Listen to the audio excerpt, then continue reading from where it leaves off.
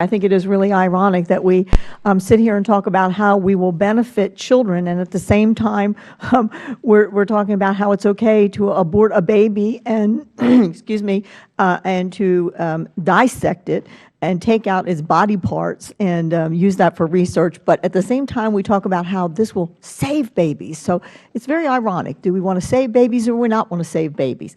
But that's not my question. My question, I want to go to are babies that are born alive in these abortion clinics. And just last week, there was a 20-week-old child that was born alive in a Phoenix abortion clinic. There was a fire department that was close and had to transport the baby to the hospital. Since sometimes these children are born alive, either during or right after the abortion, should abortion clinics have neonatal care equipment in those clinics to help to save those babies? Dr. Lee, do you have a thought on that? Yeah, I mean, I think that if we were treating someone that we really genuinely recognize as a human being and as having intrinsic dignity, we would say that we need to have available the kind of care that is needed if something goes wrong. And we would not fight every inch of the way when the government, whether it's state or federal level, tries to require protection for babies who are born alive.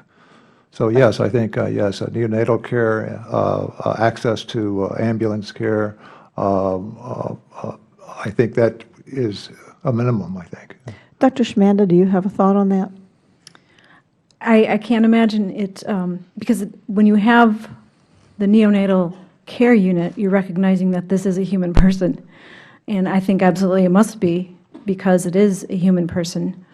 It would be wonderful if it existed. But how about you, Dr. Goldstein? You have a thought on that?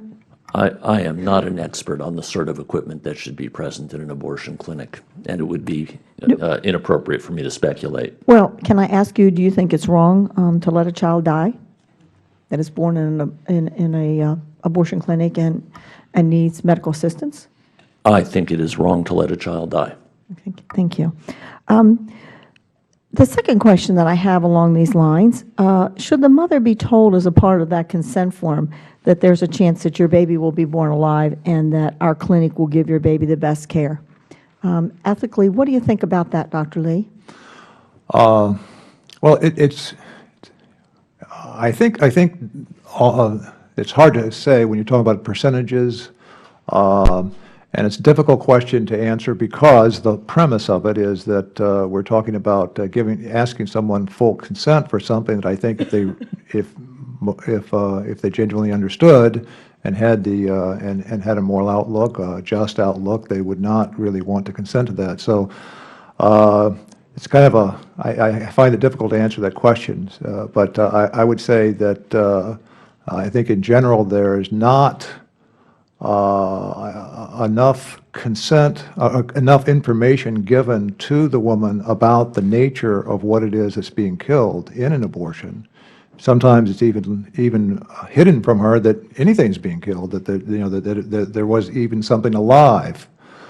So if we could just get even just general, really good informed consent about the nature of that procedure is that we're talking about, that would be a first step. And then yes, I think the other things should be brought in when you're talking about the possibilities. Even if it's a remote possibility, it's such a horrific possibility. And it also, I think, bears on the question that she should be asking about, well, what kind of procedure is this? Thank you. With a little bit of time that I have left, Madam Chairman, I'm not so sure after we complete our investigations and our information that we'll receive as a result of this committee, that there shouldn't be another Blue Ribbon Commission. We talk about this Blue Ribbon Commission that was under President Reagan, was done back in 1984. We're 30 years down the road. There's so much medical science advancement here. At that point in time, the viability, I was still young out of nursing school, the viability was around 36 weeks. And You know, if we had a baby that was born at 36 weeks or less, we really didn't have a lot of medical advancements for saving that child. But I think that this whole issue really needs to be revisited, and rather than going back and looking at a Blue Ribbon Commission that was done some 30 years ago, that may be one of the recommendations that we have, and I yield back the balance of my time.